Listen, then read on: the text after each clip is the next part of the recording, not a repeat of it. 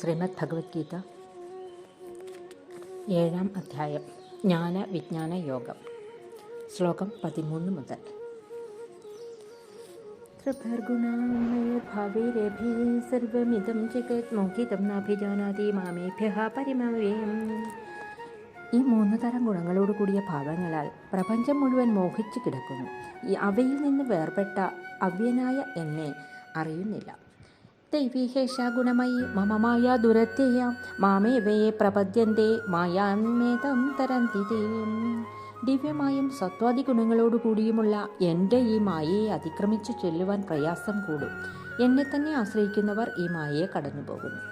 നമാം ദുഷ്കൃതിനോ മൂഢാം പ്രപദ്യന്തേ നരാധമാഹം മായയാപഹൃതജ്ഞാനം ആസുരം ഭാവമാശ്രിതാഹം. ദുരാചാരന്മാരും മൂഢന്മാരും മായയ്ക്ക് കീഴ്പ്പെട്ട ബുദ്ധിയോടു കൂടിയവരും അസുരോചിതമായ ഭാവത്തെ ആശ്രയിക്കുന്നവരും മനുഷ്യാധമന്മാരുമായവർ എന്നെ ഭജിക്കുന്നില്ല. ചതുർവിധ ഭജന്തേ മാം ജനാ സുകൃതിനോർജുന ആർത്തോ ജിജ്ഞാസുരർത്ഥാർത്ഥി ജ്ഞാനീച ഭരതർഷഭാം. അർജുന, ദുഃഖപീഡിതന്മാർ, ജ്ഞാനത്തിനായി ആഗ്രഹിക്കുന്നവർ, സുഖഭോഗങ്ങളെ കാമിക്കുന്നവർ, ജ്ഞാനികൾ എന്നിങ്ങനെ 4 പ്രകാരത്തിലുള്ള സുകൃതികളായ ജനങ്ങൾ എന്നെ ഭജിക്കുന്നു. തേഷാം ജ്ഞാനേ നിത്യയുക്ത ഏകഭക്തിർ വിശേഷ്യതേ പ്രിയോ ഹി ജ്ഞാനോത്യർത്ഥാമഹം സച മമ പ്രിയഃ. അവരിൽ വച്ച് എന്നിൽ തന്നെ ഏകാഗ്ര മനസ്സോടു കൂടിയവനും എന്നിൽ മാത്രം ഭക്തിയോടു കൂടിയവനുമായ ജ്ഞാനിയാണ് വിശിഷ്ടൻ. ജ്ഞാനിക്ക് ഞാൻ ഏറ്റവും പ്രിയനാണ്. അവൻ എൻ്റെയും പ്രിയൻ തന്നെ. ഉദാരഃ സർവം ഏവൈതേ ജ്ഞാനേ സ്വമൈവ മേ മതം ആസ്ഥിതഃ സഹി യുക്താത്മാ മാമേവാനുത്തമാം ഗതിം. ഈ 4 തരക്കാരും ശ്രേഷ്ഠന്മാർ തന്നെയെങ്കിലും ജ്ഞാനി എൻ്റെ തന്നെയാണ്.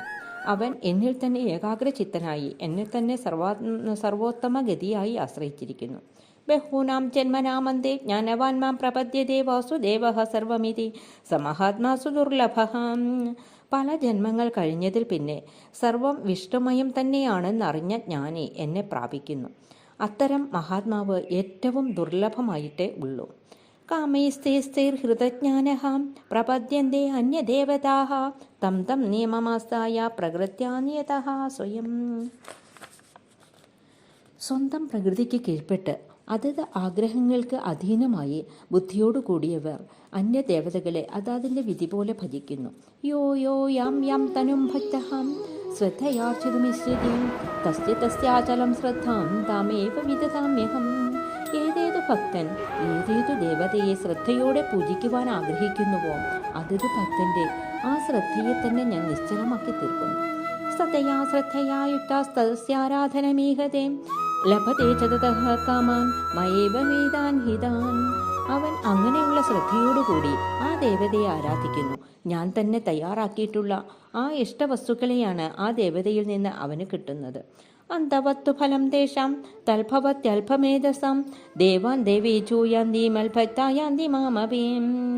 ദേവന്മാരെ ആരാധിക്കുന്നവൻ ദേവന്മാരെ തന്നെ പ്രാപിക്കുന്നു. അല്പബുദ്ധികളായ അവരുടെ ആ ഫലം അവസാനത്തോടു കൂടിയതാണ്. എൻ്റെ ഭക്തന്മാരാവട്ടെ എന്നെ തന്നെ പ്രാപിക്കുന്നു. അവ്യക്തം വ്യക്തിമാപന്നം മന്യന്തേ മാമബുദ്ധയഃ പരം ഭാവമജാനന്തോ മമാവ്യമനുത്തമം.